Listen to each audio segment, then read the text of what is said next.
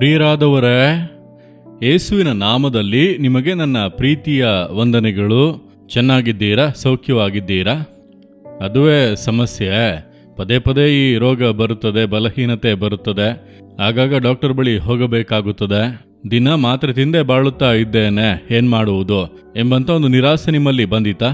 ಒಂದು ರೋಗದಿಂದ ಬಾಧಿಸಲ್ಪಟ್ಟಿದ್ದೀರಾ? ಹೊರಗೆ ಎಲ್ಲ ಚೆನ್ನಾಗಿಯೇ ಇದ್ದೇನೆ, ಆದರೆ ಹೃದಯದಲ್ಲಿ ಒಂದು ವೇದನೆ ಹಾಗೇ ಇದೆ ಎಂಬುದಾಗಿ ಹೇಳುತ್ತೀರಾ? ಈಗ ದೇವರು ನಿಮಗೊಂದು ಮಾತು ಕೊಡುತ್ತಾರೆ. ನೀವು ಅದನ್ನು ಗಮನಿಸಿ ಆ ವಾಕ್ಯವನ್ನು ಹಿಡಿದುಕೊಂಡರೆ ನಿಮಗೆ ಇಂದು ಒಂದು ಅದ್ಭುತ ನಡೆಯುತ್ತದೆ. ಏನು ಗೊತ್ತಾ? ಯೆರೆಮೀಯ 30ನೇ ಅಧ್ಯಾಯ 17ನೇ ವಾಕ್ಯ. ನಾನು ನಿನಗೆ ಗುಣಪಡಿಸಿ ನಿನ್ನ ಬಾಸುಂಡೆಗಳನ್ನು ವಾಸಿ ಮಾಡುವೆನೆಂದು ದೇವರು ಹೇಳುತ್ತಾರೆ. ನಿನ್ನನ್ನು ಗುಣ ಮಾಡಿ ಬಾಸುಂಡೆಗಳನ್ನು ವಾಸಿ ಮಾಡುವೆನೋ.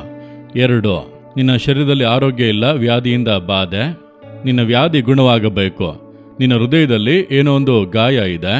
ಯಾರೋ ನಿಮ್ಮನ್ನು ದೂಷಿಸಿದರು, ನಿಮಗೆ ವೇದನೆಯನ್ನುಂಟು ಮಾಡಿದರು. ಯಾವುದೋ ಒಂದು ಗಾಯ, ಹೊರಗೆ ಹೇಳುವುದಕ್ಕೂ ಆಗುತ್ತಿಲ್ಲ. ಅದನ್ನು ಮನಸ್ಸಿನಲ್ಲೇ ಇಟ್ಟುಕೊಂಡು ಬೇಸರಗೊಳ್ಳುವಂತ ಒಂದು ಅವಸ್ಥೆ. ಹೃದಯವು ಗಾಯಗೊಂಡಿದೆ.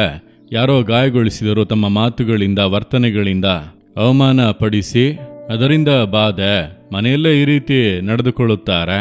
ನಾನು ಕೆಲಸ ಮಾಡುವಲ್ಲಿ ಹೀಗೆ, ನಾನು ಬಿಸ್ನೆಸ್ ಮಾಡುವಲ್ಲಿ ಹೀಗೆ, ಜನರು ಈ ರೀತಿ ನಡೆದುಕೊಳ್ಳುತ್ತಾರೆ. ಹೀಗೆ ಹೃದಯದಲ್ಲಿ ಗಾಯಗೊಂಡಂತ ಅವಸ್ಥೆ. ಇದೆರಡು ಕಾರ್ಯಗಳಲ್ಲೂ ದೇವರು ಹೇಳುತ್ತಾರೆ, ನಾನು ನಿನ್ನ ರೋಗಗಳನ್ನು ವಾಸಿ ಮಾಡಿ ನಿನಗೆ ಆರೋಗ್ಯವನ್ನುಂಟು ಮಾಡುವೆನೋ. ನಿನ್ನ ಹೃದಯದಲ್ಲಿ ಗಾಯ ಇದೆ ಅಲ್ಲ, ಅದನ್ನು ಕೂಡ ನಾನು ವಾಸಿ ಮಾಡುವೆನೋ ಎಂದು ದೇವರು ಹೇಳುತ್ತಾರೆ. ಇದೆರಡು ಕಾರ್ಯಗಳನ್ನು ನಮ್ಮ ಜೀವಿತದಲ್ಲಿ ಮಾಡಲು ಶಿಲುಬೆಯಲ್ಲಿ ಆತನು ರೋಗಗಳನ್ನು ಹೊತ್ತನು ಎಂಬುದಾಗಿ ನಾವು ನೋಡುತ್ತೇವೆ. ಆತನು ಶಿಲುಬೆಯಲ್ಲಿ ಜಜ್ಜಲ್ಪಟ್ಟನು, ತನ್ನ ಪ್ರಾಣವನ್ನು ಮರಣಕ್ಕೆ ಒಪ್ಪಿಸಿಕೊಟ್ಟನು. ಮರಣಕ್ಕೆ ಅನುಗುಣವಾದಂಥ ದುಃಖ ನನ್ನಲ್ಲಿ ಉಂಟಾಗಿದೆ ಎಂಬುದಾಗಿ ಆತನು ಹೇಳಿದನು. ಅಂದರೆ ಆತನ ಹೃದಯದಲ್ಲಿ ಆ ಗಾಯಗಳನ್ನು ಆತನು ವಹಿಸಿಕೊಂಡಿದ್ದಾನೆ. ನಿಮ್ಮ ಸಮಸ್ಯೆಗಳನ್ನು ಆತನು ಶಿಲುಬೆಯಲ್ಲಿ ಹೊತ್ತನು. ಆದ್ದರಿಂದ ನೀವು ಯಾವ ವೇದನೆಯಲ್ಲಿದ್ದೀರಾ ಎಂಬುದಾಗಿ ಆತನಿಗೆ ಗೊತ್ತು. ನೀವು ನಂಬಿಕೆಯಿಂದ ಈ ವಾಕ್ಯವನ್ನು ಹೇಳಿ ಪ್ರಾರ್ಥನೆ ಮಾಡಿದರೆ, ನನಗೆ ಆರೋಗ್ಯವನ್ನು ಕೊಡುತ್ತೇನೆಂದು ಹೇಳಿದ್ದೀರಲ್ಲ, ಕೊಡಿರಿ. ಬಾಸುಂಡೆಗಳನ್ನು ವಾಸಿ ಮಾಡುತ್ತೇನೆಂದು ಹೇಳಿದ್ದೀರಲ್ಲ, ಮಾಡಿರಿ. ಚೆನ್ನೈನಲ್ಲಿ ವ್ಯಾಪಾರ ಮಾಡುವಂಥ ಒಬ್ಬ ಸಹೋದರ ತನ್ನ ಅನುಭವವನ್ನು ಹೇಳಿದರು. ಅವರಿಗೆ ಸುಮಾರು 7-8 ವರ್ಷಗಳಾಗಿ ಮೊಣಕಾಲು ಬಾಧಿಸಲ್ಪಟ್ಟು ನಡೆಯುವುದಕ್ಕೆ ಆಗದು. ಗೋಡೆಯನ್ನು ಹಿಡಿದುಕೊಂಡು ನಡೆಯುವಂಥ ಒಂದು ಅವಸ್ಥೆಯಲ್ಲಿ ಆಗಿಬಿಟ್ಟರು. ರೋಗದಿಂದ ಬಾಧಿಸಲ್ಪಟ್ಟು ಅವ್ರಿಗಿನ್ನೂ ಚಿಕ್ಕ ವಯಸ್ಸು, ಹೆಂಡತಿ, ಚಿಕ್ಕ ಮಕ್ಕಳು ಇದ್ದಾರೆ. ಬಿಸ್ನೆಸ್ ಮಾಡಿದರೆ ಜೀವನ ನಡೆಯುತ್ತದೆ. ಬಿಸ್ನೆಸ್ ಮಾಡುವುದು ಬಹಳ ಕಷ್ಟ. ಡಾಕ್ಟರ್ ಬಳಿ ಹೋದರೆ ಅವರು ಪರೀಕ್ಷಿಸಿ ಹೇಳಿದರು, 2 ಮೊಣಕಾಲು ಬಾಧಿಸಲ್ಪಟ್ಟಿದೆ, ಆಪರೇಷನ್ ಮಾಡಿ ನಿಮಗೆ ಮಂಡಿಯನ್ನು ಬದಲಾಯಿಸಬೇಕು. ನಿಮಗಿನ್ನೂ ಚಿಕ್ಕ ವಯಸ್ಸು, ಈಗ ಮಾಡಬಾರದು. ಆದ್ದರಿಂದ ವೈದ್ಯಕೀಯವಾಗಿ ಏನು ಆಗದೆಂದು ಹೇಳಿದರು. ನೋವು, ವೇದನೆ ತಾಳೋದಕ್ಕೆ ಆಗುತ್ತಿಲ್ಲ, ಕಷ್ಟ. 7-8 ವರ್ಷಗಳಾಗಿ ಆ ವೇದನೆ. ಬಹಳ ಒಂದು ನಿರಾಸೆಯಿಂದ ಅದರಿಂದಲೇ ಕುಡಿಯುವುದಕ್ಕೆ ಆರಂಭಿಸಿದರು. ಜೀವನವೇ ಬೇಸತ್ತು ಸತ್ತು ಹೋಗೋಣ ಎಂದು ಅಂದುಕೊಳ್ಳುವಾಗ ನಮ್ಮ ಟಿವಿ ಕಾರ್ಯಕ್ರಮವನ್ನು ನೋಡಿದ್ದಾರೆ. ಇದೇ ವಾಕ್ಯ ನಾನು ಮಾತನಾಡುವಾಗ ಹೇಳಿದ್ದೇನೆ, ನಾನು ನಿನಗೆ ಗುಣಪಡಿಸಿ ನಿನ್ನ ಬಾಸುಂಡೆಗಳನ್ನು ವಾಸಿ ಮಾಡುವೆನೆಂದು ಕರ್ತನು ಹೇಳುತ್ತಾನೆ. ಅದನ್ನು ಕೇಳಿದ ಕೂಡಲೇ, ಯಾರಿದು ನನ್ನೊಂದಿಗೆ ಮಾತನಾಡುತ್ತಾ ಇದ್ದಾರೆ?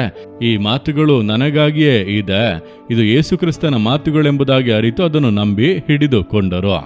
ಆ ವಾಕ್ಯವನ್ನು ಹೇಳಿ ಪ್ರಾರ್ಥನೆ ಮಾಡಿದರು. ನನ್ನನ್ನು ವಾಸಿ ಮಾಡುತ್ತೇನೆಂದು ಹೇಳಿದ್ದೀರಲ್ಲ, ಬಾಸುಂಡೆಗಳನ್ನು ಗುಣ ಮಾಡುತ್ತೇನೆಂದು ಹೇಳಿದ್ದೀರಲ್ಲ, ನನ್ನ ಮನಸ್ಸಿನಲ್ಲಿ ಗಾಯಗಳಿದೆ, ಶರೀರದಲ್ಲಿ ನೋವನ್ನು ತಾಳೋದಕ್ಕೆ ಆಗುತ್ತಿಲ್ಲ, ಅದ್ಭುತ ಮಾಡಿರಿ ಎಂಬುದಾಗಿ.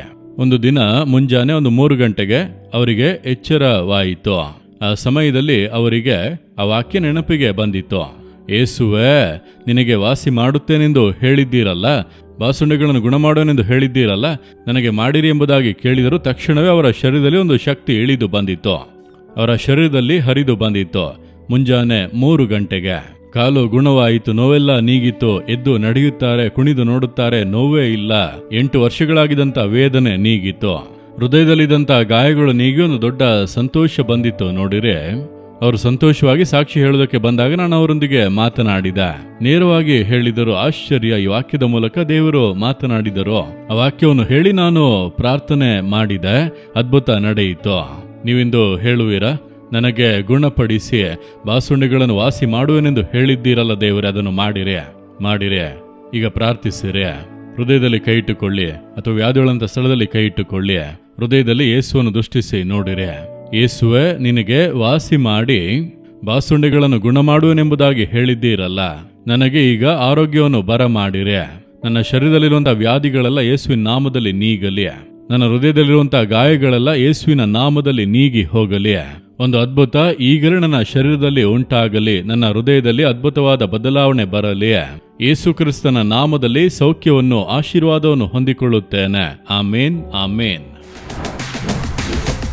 Jesus redeem Kannada YouTube channel ಅನ್ನು ಸಬ್ಸ್ಕ್ರೈಬ್ ಮಾಡಿ. ಸಬ್ಸ್ಕ್ರೈಬ್ ಬಟನ್ ಕ್ಲಿಕ್ ಮಾಡಿ ಮತ್ತು ಬೆಲ್ ಬಟನ್ ಒತ್ತಿ. ಅನುದಿನ ಕಾರ್ಯಕ್ರಮದ ಮಾಹಿತಿ ಪಡೆಯಿರಿ.